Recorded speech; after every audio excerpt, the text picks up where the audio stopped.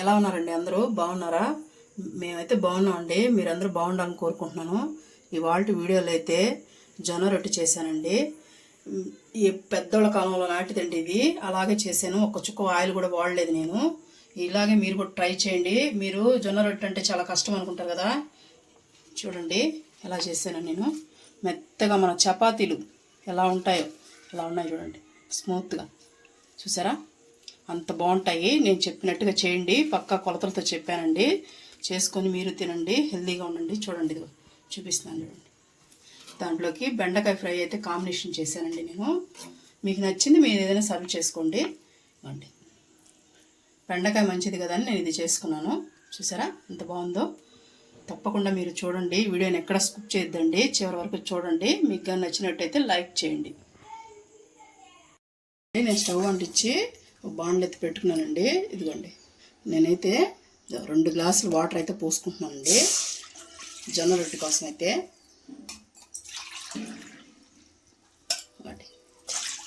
2 గ్లాసులు నీళ్ళు అయితే పోసుకున్నానండి. ఇప్పుడు దీంట్లో మనం కొంచెం ఉప్పు, మనకి తగినంత ఉప్పు సగం స్పూన్ వేస్తున్నానండి. వేసి బాగా నీళ్లు తెల్లనిద్దాము. ఇప్పుడు నేనైతే ఈ గ్లాస్తోనే తెల్లిన తర్వాత మీకు చూపిస్తానండి పిండి ఎంత వేసుకుంటున్నాను అనేది. చూడండి, నేనైతే అదే గ్లాస్ వాటర్ పోసాను కదండి, అదే గ్లాస్తో అయితే జొన్న పిండి తీసుకుంటున్నానండి నేను. ఇది చూడండి, 1 గ్లాసు.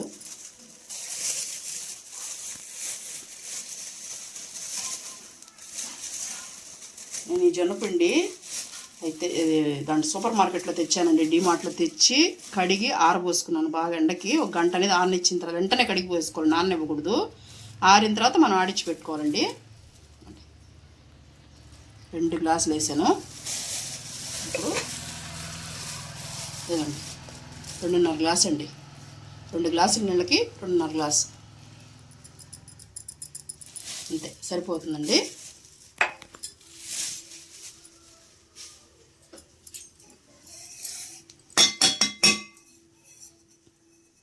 ఇప్పుడు నీళ్ళు తెల్లిన తర్వాత ఎలా వేయాలనేది నేను చూపిస్తానండి మీకు. చూడండి ఎలా మెత్తగా ఉందో చూసారా పిండి అనేది. మన మిషన్లో వేస్తే ఇంత మెత్తగా వస్తుందండి. ఇప్పుడైతే వాటర్ చూడండి తెల్లడం స్టార్ట్ అయింది కదా. కొంతమంది ఈ వాటర్ దీంట్లోనే వేసుకుంటారండి. నాకేంటంటే ఈజీ పద్ధతిలో నేను దీంట్లో వేసేసుకుంటాను. బాణట్లు వేసేసుకొని కలిపేసుకుంటానండి. ఎంతోమంది చాలా కష్టం అనుకుంటారండి జొన్న రొట్టె అనేది, కానీ చాలా సులభంగా చేసుకోవచ్చు. మన పాతకాలంలో అలా తినే వాళ్ళు అంత స్ట్రాంగ్గా అంత ఇదిగా ఉన్నారు.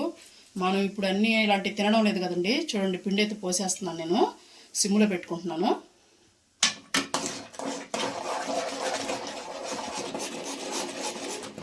మొత్తం ఒకేసారి వేసుకొని ఇలా అనేది కలిపేసుకోవాలండి. చూడండి, పిండి మొత్తం పోసేసానండి, కరెక్ట్గా సరిపోతుంది అది. 2 గ్లాసులు నీళ్లు, 2.5 గ్లాసు పిండి మనకు అనేది కరెక్ట్గా వచ్చేస్తుందండి. మనకేమి ఇది ఉడకాల్సిన అవసరం లేదండి, మనకి మెత్తగా రావడానికి కోసమేనండి ఇవి. జొన్న రొట్టెలు అనేది మనకి గట్టిగా ఉండకుండా స్మూత్గా మన చపాతీలు ఎలా ఉంటాయో అలాగ వస్తాయండి. అందుకని మాత్రం ఇదేం కుక్ అవ్వాల్సిన అవసరం లేదు. మనం స్టవ్ అయితే ఆపేసుకుందామండి. ఆపేసుకొని కొంచెం చల్లారనిద్దాము. గోరువెచ్చగా వచ్చిన తర్వాత మనం కలుపుకుందామండి. చూపిస్తాను మీకు. చూడండి, ఇదైతే ఒక పక్క చల్లారుతూ ఉంటుంది. మూత కొంచెం పక్కకు పెట్టుకుందాము. ఆ చల్లారే లోపల చూడండి, నేనైతే కొంచెం నెయ్యి కొంచెం నూనె వేసుకున్నానండి బెండకాయ తాళింపు కోసం. దానికి కాంబినేషన్ బాగుంటుందండి. కొంచెం నూనె కూడా వేసుకున్నారంటే, కొంచెం నెయ్యి వేసుకున్నారంటే టేస్ట్ బాగుంటుందండి. స్టవ్ అయితే వెలిగించుకొని మనం బాగా పెట్టుకున్నాము. దాంట్లో వేసుకున్నామండి కొద్దిగా ఆవాలు, కొంచెం జీలకర్ర, కొంచెం పచ్చెనపప్పు,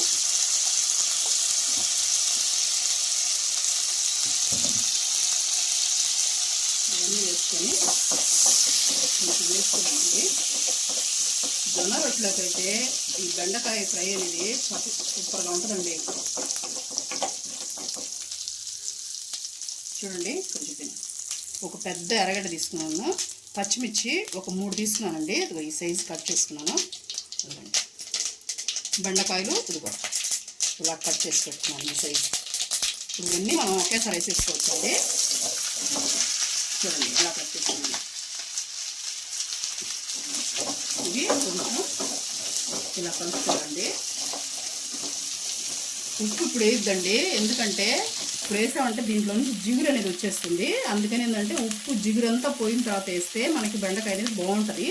జిగురు అనేది ఉండదండి, అంత బాగుంటుంది. అందుకని ఇప్పుడల్లా వేయద్దండి, నేను చూపిస్తాను ఎప్పుడే అనేది మీకు.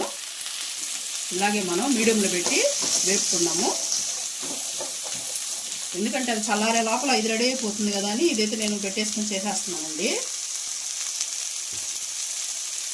జొన్న రొట్టెలు అనేది ఆ కాలంలో తినబట్టే ఈ రోజుల్లో పెద్దవాళ్ళు చాలా బలంగా దృఢంగా ఉన్నారండి. మనమైతే ఈ రోజుల్లో తినం కాబట్టి అందుకే ఎంత మసూరాలు 74లో అని తిని మన ఒంట్లో సత్వం అనేది లేదండి.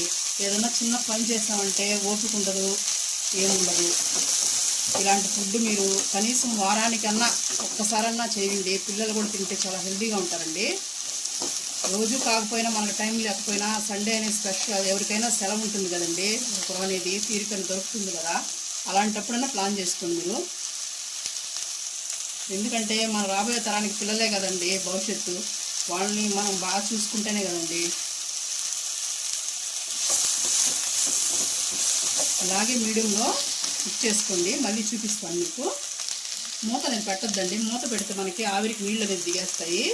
బెండకాయకి మాత్రం మూత పెట్టకూడదండి, ఆ జిగురంతా వెళ్ళిపోయే వరకు మూత పెట్టద్దు. అలాగే కుక్ చేసుకున్నాం మనం. చూడండి ఇప్పుడైతే ఒక 5 నిమిషాల తర్వాత అండి ఇదండి ఉప్పు అనేది వేస్తున్నాను నేను. సో 1 స్పూన్ వేసాను, చాలా పోతే మళ్ళీ వేసుకున్నాం అండి. మనం ఇంక దీంట్లో ఏమీ అవసరం లేదండి, మనం పచ్చిమిర్చి ఎర్రగడ్డ వేసాం కదా, ఇంకా పొడులు గిడులు ఏం అవసరం లేదు. ఇదండి పసుపు ఒక 1/2 స్పూన్ వేసేసి బాగా కలుపుకోవాలండి. ఇంకా మనం దీంట్లో ఏం అవసరం లేదండి, చెప్పాను కదా. తింటే సూపర్గా ఉంటుందండి ఇట్లా బెండకాయ తాలింపు అనేది. స్పైసీ ఏమి ఉండదు, పిల్లలు కూడా చాలా ఇష్టపడి తింటారండి. ఇది తీగా టేస్టీగా ఎమ్మీగా ఉంటుందండి. ఇది ఇంతే, చూసారా జిడ్డు అనేది లేదు చూడండి, బంక ఎక్కడనేది లేదు చూడండి. అందుకని ఉప్పు ఇప్పుడు వేసుకోవాలండి. మనం కొంచెం మగ్గిన తర్వాత ఉప్పు వేసుకుంటే జిగురు అనేది ఉంది. చాలామంది జిగురు ఉంటుందని బెండకాయ తాలింపు తినరండి, కానీ బెండకాయ చాలా మంచిది. మనకి మోకాళ్ళలో గుజ్జు కానీ అలా అన్నీ పడుతుందండి, అందుకని మనం తినాలి. అందుకే ఇలా చేశారంటే జిగురు అనేదే ఉండదండి. అందుకే మీకు చూపిస్తున్నాను, మీరు అలా చేసుకుంటారని. చూడండి బెండకాయ అనేది ఎలా ఫ్రై అవుతుంది మీకు చూపిస్తున్నాను. చూడండి నేను కూడా బెండకాయ చూసారా కట్ అయిపోతుంది, ఊరికి ఉడికిపోతుంది బెండకాయ అనేది. ఇంకా అయిపోయిందండి. స్టవ్ అయితే ఆఫ్ చేసుకున్నాము, సర్వ్ చేసుకున్నామండి.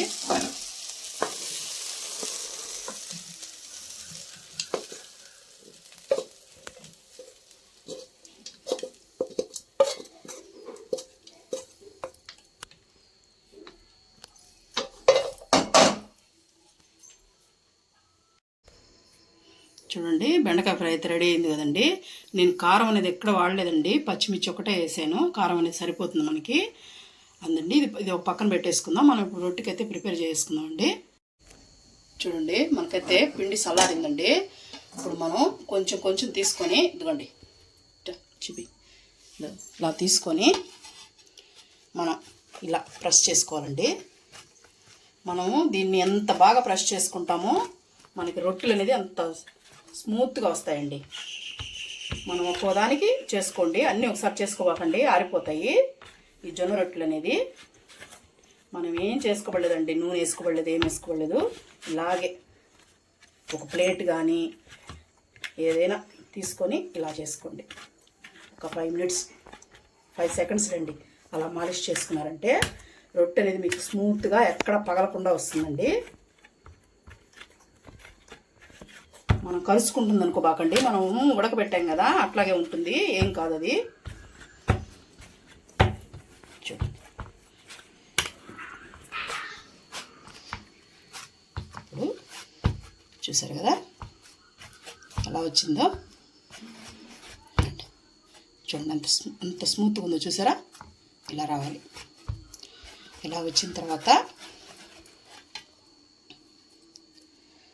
2 ఉండలు చేసుకుంటున్నానండి నేను. 1-2 ఉండల వరకు తీసుకోండి.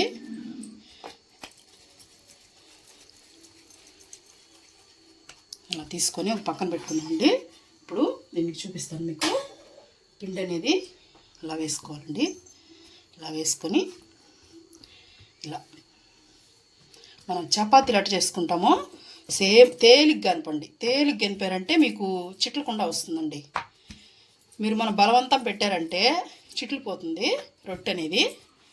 అలా ఏం అవసరం లేదండి, ఈజీగా వచ్చేస్తుంది. మన చపాతీ ఎట్ట వస్తుందో అలాగే వచ్చేస్తుంది. చూడండి అలా స్ప్రెడ్ అవుతుందో చూసారు కదా. ఈ లోపల మనం స్టవ్ అంటించుకొని ప్యాన్ అయితే పెట్టుకుందామండి. హీట్ ఎక్కుతూ ఉంటుంది.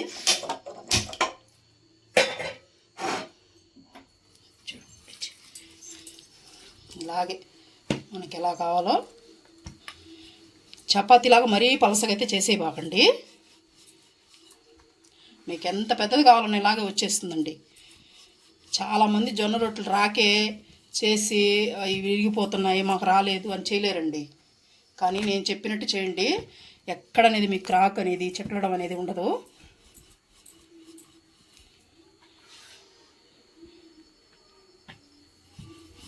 తేలిగ్గా మనం ప్రెస్ చేయనట్టుంటే అదే వెళ్ళిపోతుందండి. మనం ఉడకబెట్టాం కాబట్టి. చూడండి ఇప్పుడు అనేది చూపిస్తున్నాను చూడండి మీకు. ఇదిగో ఈ మాత్రం ఉండాలండి. చూసారా, అంతే. ఇప్పుడు మీకు సైడ్లో ఏమైనా అనిపిస్తే ఏం అనిపించలేదు చూడండి, బాగుంది అనిపిస్తే ఇలా అనుకోవచ్చు, ఏ ఇబ్బంది ఏం లేదు. చూసారు కదా ఎలా వచ్చిందో చూడండి. చాలామంది చేస్తే రావని చేయరండి. పెనం కాలనిద్దామండి కొద్దిసేపు. మనకి దీనికి ఆయిల్ ఏం అవసరం లేదండి. ఇలాగే కాల్ చేసుకోవడం జొన్న రొట్టెలు అనేది. పెనం మీద వేద్దామండి. చాలామంది కవర్లు పెట్టి అవి పెట్టి వేస్తారండి. అన్నీ అవసరం లేదు, సింపుల్గానే వచ్చేస్తుంది. ఇది కాలే లోపల ఇంకోటి కూడా మనం రుద్దుకుందామండి.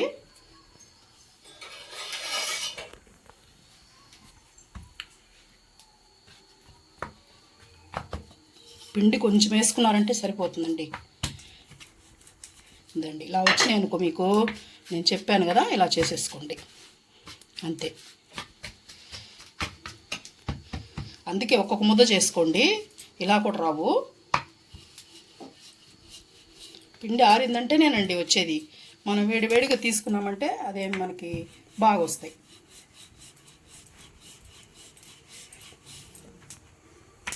హైలో పెట్టుకోవద్దండి, మీడియంలో పెట్టుకొని నిదానంగా కాల్చుకోండి. రొట్టె అనేది బాగా కుక్ అవుతుంది. మనకి ఇది అట్ట ఉడకబెట్టాం కాబట్టి మనకు కాలేదనే టెన్షన్ కూడా అవసరం లేదండి, బాగుంటాయి.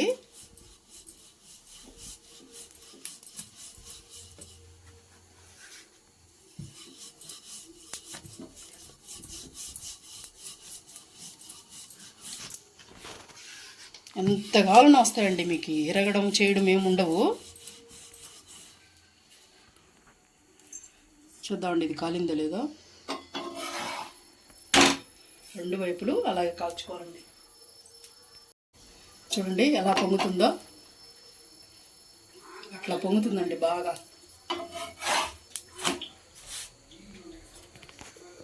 బాగా అన్ని సైడ్లు ప్రెస్ చేసుకొని నిదానం కాల్చుకోవాలి. చూడండి ఎలా పొంగుతుంది అనేది, పూరి పొంగినట్టు పొంగుతుంది. చూసారా, చూడండి చూసారా ఇంత బాగా కనిపిస్తుంది. చూడండి అలా పొంగితే బాగా కుక్ అయినట్టు అండి అర్థం.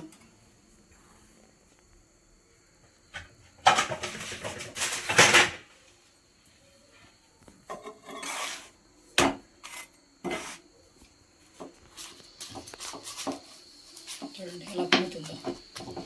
మనం అటు ప్రెస్ చేసే కొద్దీ పొంగుతూనే ఉంటుందండి అది.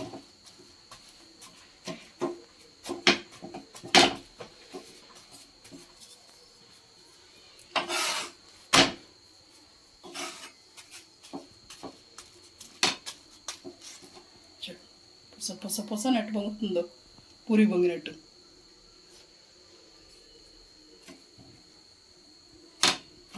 ఇట్లా ఒత్తుకోండి, అన్ని సైడ్లు బాగా కాలుతుంది. మనం పెరుగు కొంచెం కాలలేదు కదా, అందుకని టైం పడుతుంది. మామూలుగా అయితే తొందరగా కాలిపోద్ది.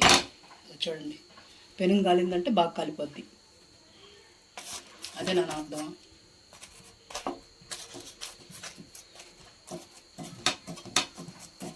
మీకు ఆయిల్ కావాలంటే వేసుకోండి, మాకైతే అవసరం లేదు. ఎందుకంటే మనం హెల్తీగా తింటున్నాం కాబట్టి ఆయిల్ అనేది అవాయిడ్ చేయాలి.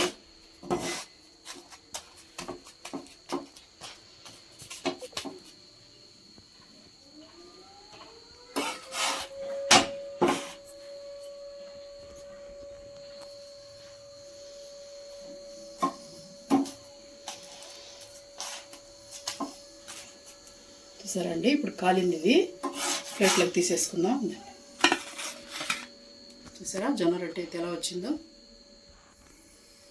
ఇప్పుడు ఇంకోటి కూడా వేసేసుకుందాం అండి.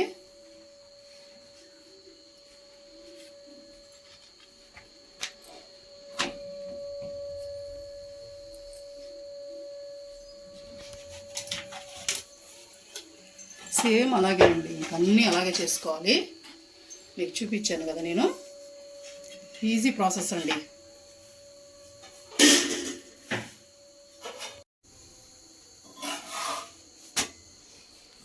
చూడండి, కాలిన తర్వాత నేను చూపిస్తాను మీకు పూర్తిగా. మనం మీడియంలోనే కాల్చుకోవాలి. ఎలా అనేది పొంగుతున్నాయి చూసారు కదా. చూడండి, ఇప్పుడైతే కాలిపోయిందండి, తీసేద్దాము. స్టవ్ అయితే ఆఫ్ చేసుకుందాము.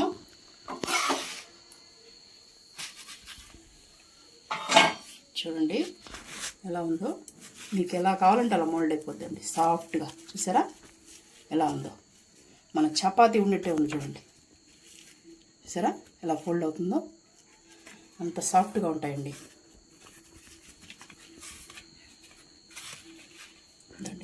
దీంట్లోకి బెండకాయ ఫ్రై చేసాను కదండి, మీకు చూపిస్తున్నాను. చూడండి, తుంచి చూడండి ఎలా ఉందో. చూసారా ఎంత బాగా కట్ అయిపోతుందో. బెండకాయతో ఇలా తీసుకొని తింటే సూపర్గా ఉంటుందండి. ఇవాళ వీడియో అయితే ఇదేనండి. మీకు కానీ నచ్చినట్టయితే లైక్ చేయండి.